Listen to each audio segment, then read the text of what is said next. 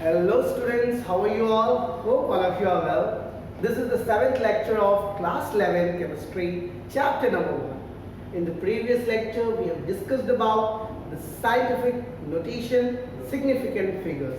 Hope all of you have understood. Dear students, you have to do more and more practice on significant figures, addition, subtraction, multiplication and division.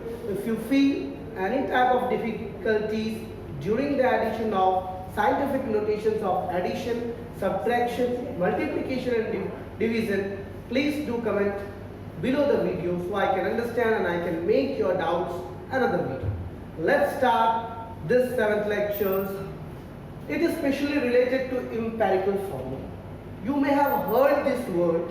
What is empirical formula? Empirical formula is the shortest form of molecular formula. Now a question can come in your mind, what is molecular formula, right?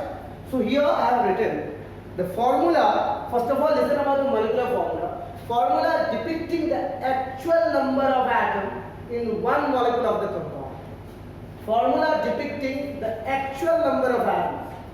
Formula depicting the actual number of atoms means what you can say. So in any compound, what is the actual number of atoms? Students, first of all, you know very well what is formula, chemical formula, molecular formula. As for example, if I talk about water, in water there are 2 number of hydrogen atoms and 1 number of oxygen atoms. So this is the actual number of the atoms present in a compound.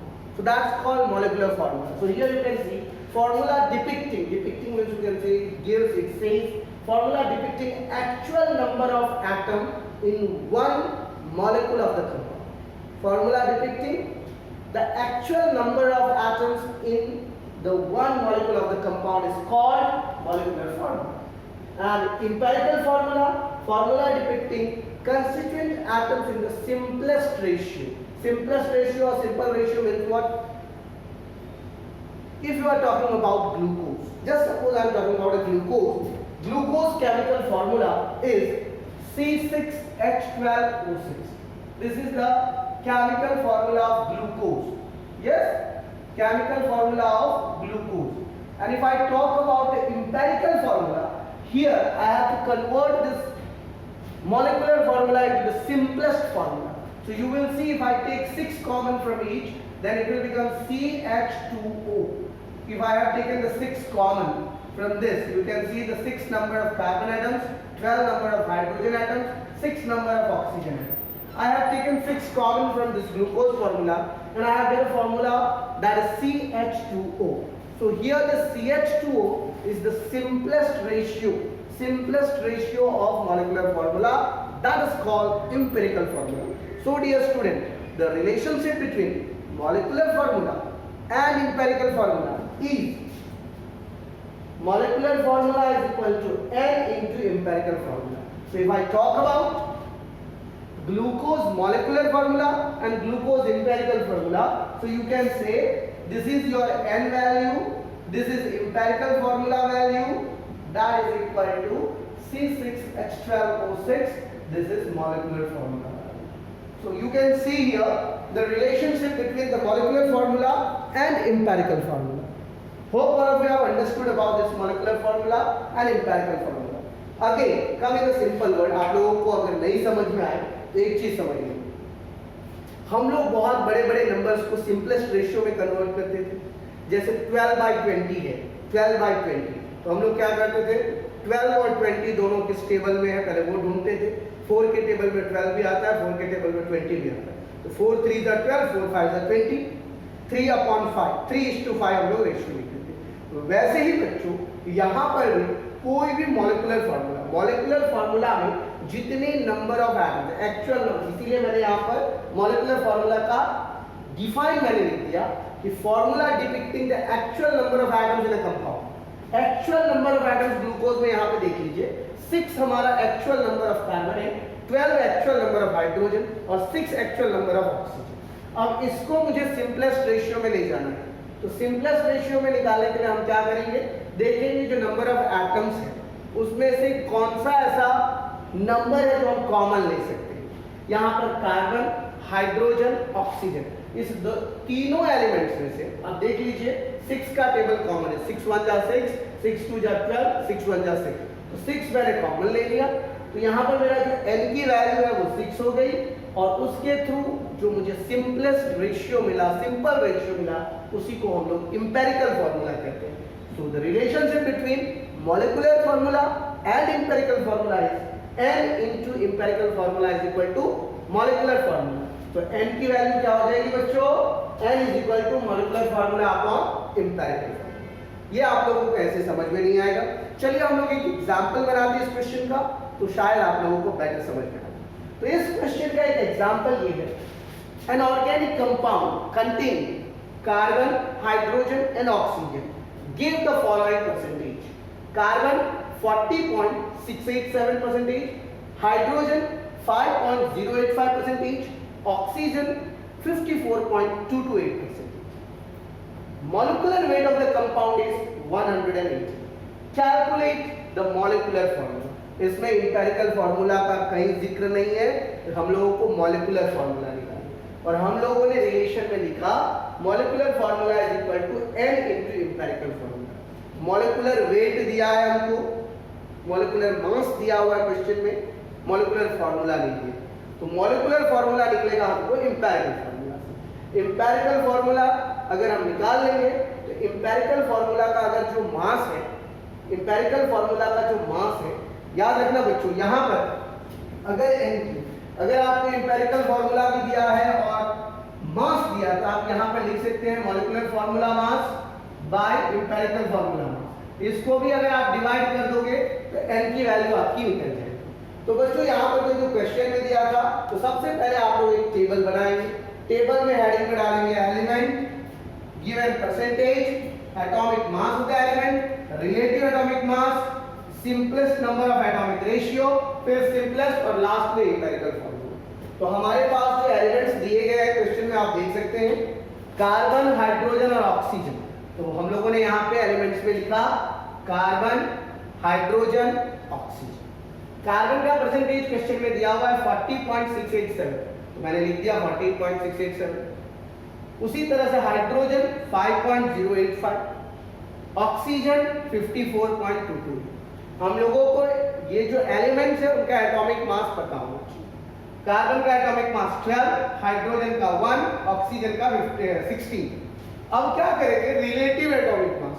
Relative atomic mass मतलब ये जो percentage दिया हुआ है इसको atomic mass से divide करना, मतलब 40.687 divided by 12 that is equal to 3.390। 5.085 divided by 1 that is equal to 5.085. 54.228 divided by 16 that is equal to 3.389। तो ये हम लोगों को रिलेटिव एटॉमिक मास निकलेगा।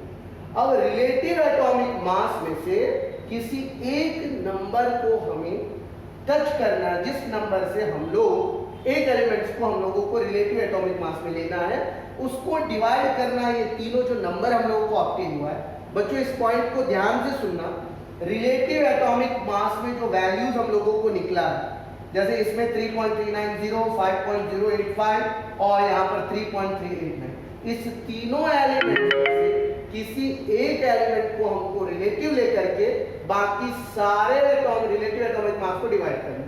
जैसे इसमें 3.390, 5.085, 3.389, इस तीनों में सबसे छोटा 3.389 है, तो इसको हम लोग लेंगे। जनरली जो सबसे छोटा होता है उसको लिया जाता है।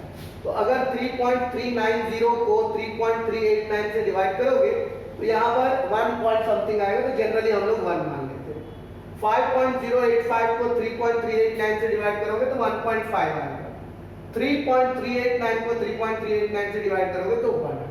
तो यहाँ पर एक नंबर जो है हमारा वो फ्रैक्शन में है, वो फ्रैक्शन में नहीं आना चाहिए। तो हम लोग क्या करेंगे, ये जो वैल्यूज निकला है सिंपल का, उसको 2 से मल्टीप्लाई करेंगे। तो 1 into 2 2, 1.5। इसी कारण से हम लोगों ने, अगर हमारा सिंपल रेशियो में सारा नंबर आ गया है तो इसको मल्टीप्लाई नहीं करेंगे। अगर सिंपल रेशियो में नहीं आया है तो फिर उसको सिंपल रेशियो में लाने की कोशिश करेंगे। जैसे 1.5 एक फ्रैक्शनल नंबर है, तो इसको सिंपल नंबर लाने के लिए हम लोगों ने 2 से मल्टीप्लाई कर दिया, तो 2 3 2, ये 2 हमारा कार्बन का, 3 हमारा हाइड्रोजन का, 2 हमारा ऑक्सीजन का। तो ये जो एम्पिरिकल फार्मूला है, ये जो वैल्यूज आप लोगों ने निकाला, कार्बन का 2, हाइड्रोजन का 3, ऑक्सीजन का 2, तो आपका एम्पिरिकल फार्मूला हो गया C2H3O2। तो हम लोगों ने क्या निकाला बच्चों? एम्पिरिकल फार्मूला हमने निकाला। अब हमारे क्वेश्चन में वेट ऑफ द कंपाउंड दिया है 118 ग्राम, तो हम लोगों को एम्पिरिकल फार्मूला मास निकालना पड़ेगा। एम्पिरिकल फार्मूला हमने निकाला C2H3O2, कार्बन का एटॉमिक मास 12, हाइड्रोजन का 1, ऑक्सीजन का 16, तो 12 2 24 प्लस 3 27 प्लस 32 दैट इज 59। तो हम लोगों ने एम्पिरिकल फार्मूला मास निकाल दिया और मॉलिक्यूलर फार्मूला मास दिया हुआ क्वेश्चन में, दैट इज 118। तो 118 को 59 से डिवाइड कीजिएगा तो आपकी n की वैल्यू 2 आएगी। तो n की वैल्यू अगर 2 आ गई तो जो एम्पिरिकल फार्मूला उसको 2 से मल्टीप्लाई कर दीजिए, C4H6O4 ये आपका मॉलिक्यूलर फार्मूला हो गया और एम्पिरिकल फार्मूला C2H3O2। तो बच्चों एम्पिरिकल फार्मूला जो होता है, इस दोनों को अगर आप डिवाइड कीजिएगा तो सिंपलेस्ट रेशियो आपको ट्रू है। तो यहाँ पर आपको बस एक ही चीज ध्यान में रखना है, क्वेश्चन हमें किस टाइप से, तो बच्चों ये चीजें आपको ध्यान में रखनी चाहिए। क्वेश्चन में ये दिया रहेगा आपका, बराबर। अगर मान लो सिर्फ ये दिया है, हमको नहीं भी दिया है कंपाउंड का, हमको खाली एम्पिरिकल फार्मूला निकालना है, तो भी हमें इतना करना पड़ेगा। ये क्वेश्चन में दिया रहेगा, इट विल बी गिवन, और बाकी आपको एम्पिरिकल फार्मूला निकालना पड़ सकता है। अगर मान लीजिए मॉलिक्यूलर वेट दिया हुआ है तो हो सकता है मॉलिक्यूलर फार्मूला निकालना पड़े। अगर एम्पिरिकल फार्मूला मॉलिक्यूलर फार्मूला दोनों दिया है और हमको नंबर पूछे कि नंबर क्या होगा, तो नंबर का भी हम लोग, तो बच्चों इस तरीके से आप एम्पिरिकल फार्मूला के किसी भी क्वेश्चन को अटेंड कर सकते हो। तो अगर जस्ट सपोज कीजिए यहाँ पर कोई ऑर्गेनिक कंपाउंड होगा, अगर अलग अलग रेशियो दिया होगा, तो क्या आप लोग एम्पिरिकल फार्मूला निकाल सकते हो उस कंपाउंड का या नहीं निकाल सकते? एक बार आप लोग इस चीज को गौर से देख लीजिए, स्क्रीनशॉट ले लीजिए, हो सके तो नोटबुक में नोट डाउन कर लीजिए, ताकि ये क्वेश्चन को समझने में आपको कोई दिक्कत ना हो।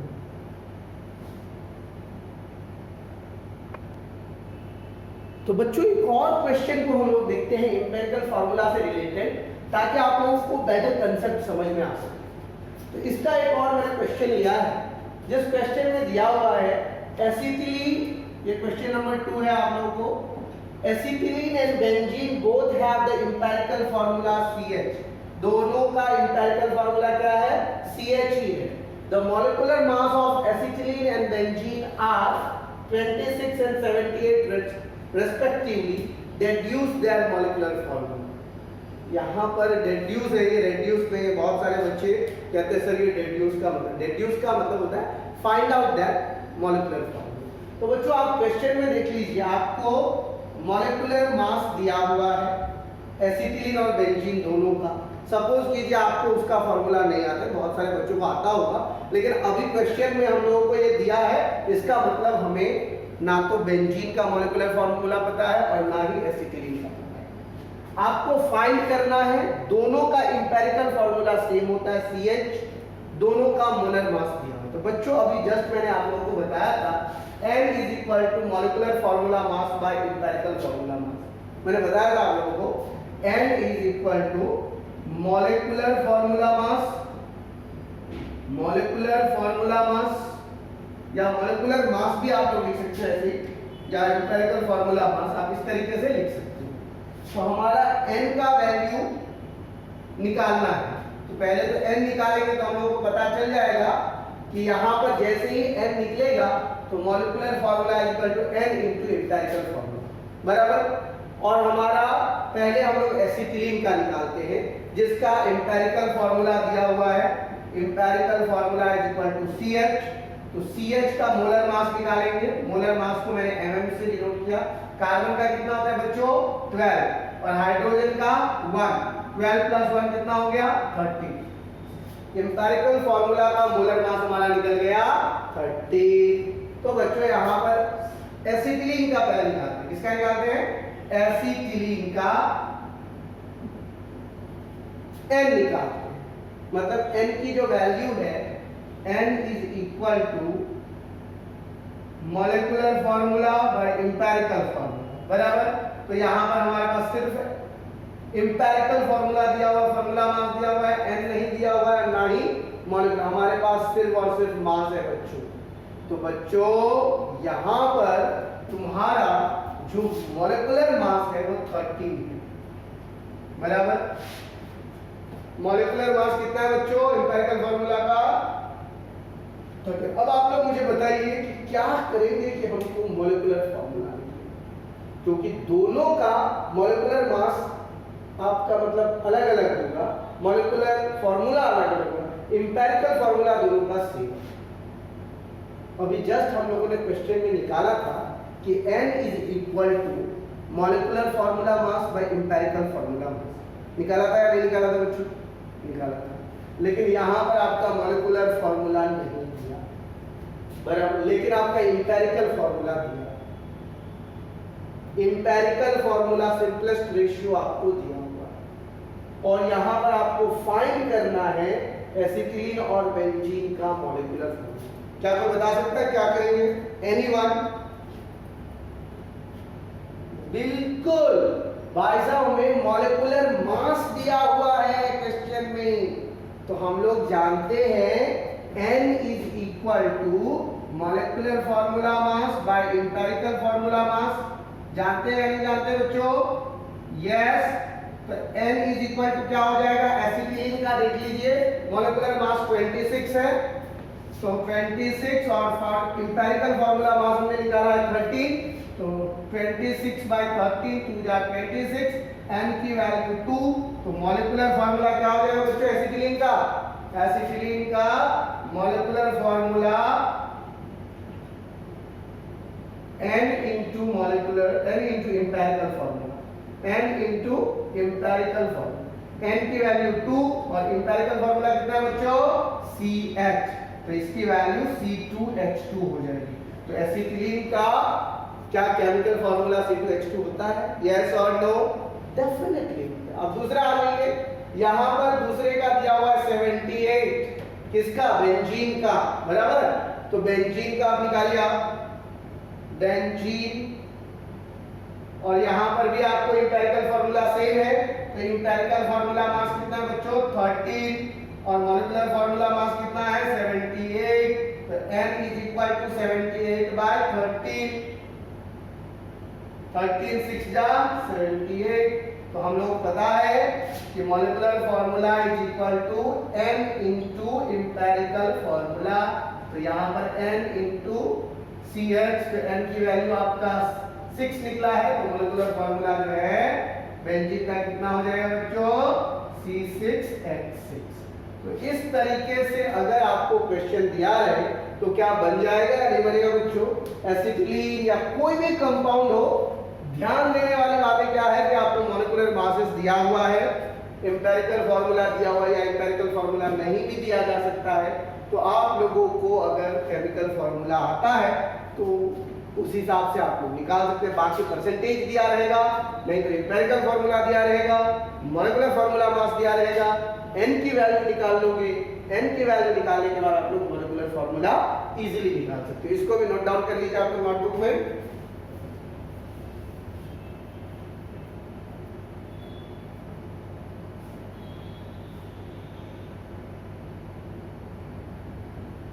अब हमारा नेक्स्ट टॉपिक है डेंसिटी। आप लोगों ने ये वर्ड बहुत पहले सुना होगा, density is equal to mass by volume. सब जानते हैं डेंसिटी का मतलब होता है घनत्व। घनत्व बोलोगे कि मतलब होता है, जैसे आप कभी मेला गए होंगे या गांव घर में हाट लगता है वहाँ पे गए होंगे, सब्जी मंडी गए होंगे, तो सब्जी मंडी में क्या होता है कि स्पेस कम होते हैं और लोग ज़्यादा होते हैं, राइट। तो वही चीज़ यहाँ पे डेंसिटी इज इक्वल टू होता है मास बाय वॉल्यूम।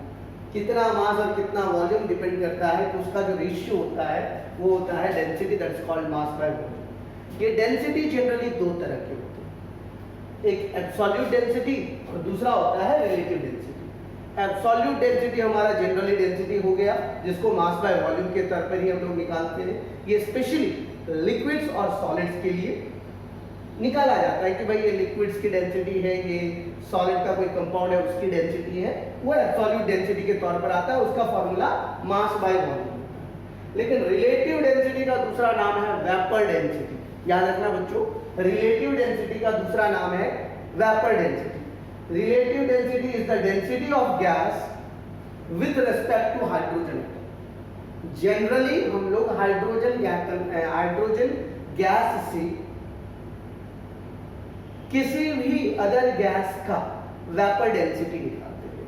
तो रिलेटिव डेंसिटी का दूसरा नाम vapour density. Vapour density is the density of the gas with respect to hydrogen gas at same temperature and pressure. Same temperature और प्रेशर पर किसी भी गैस का हाइड्रोजन गैस के रिस्पेक्ट में जो डेंसिटी निकालोगे उसको वेपर डेंसिटी या फिर रिलेटिव डेंसिटी कहा जाता है। यहां पर जो वेपर डेंसिटी है आप देख लीजिए, कोई भी अदर गैस की जो डेंसिटी होगी उसका अपॉन हाइड्रोजन की जो डेंसिटी होगी। तो यहां पर हम लोग मॉलिक्यूलर मास भी लिखते हैं, vapour density is equal to molecular mass of gas upon molecular mass of hydrogen. तो मॉलिक्यूलर मास ऑफ H2 कितना हो जाएगा बच्चों? 2 हो जाएगा। हम लोग जानते हैं हाइड्रोजन का एटॉमिक मास 1 होता है, तो यहाँ पर H2 है तो इसीलिए यहाँ पर एटॉमिक मास 2। क्रॉस मल्टीप्लिकेशन कर देंगे, 2 into vapour density is equal to molecular mass of the other gas.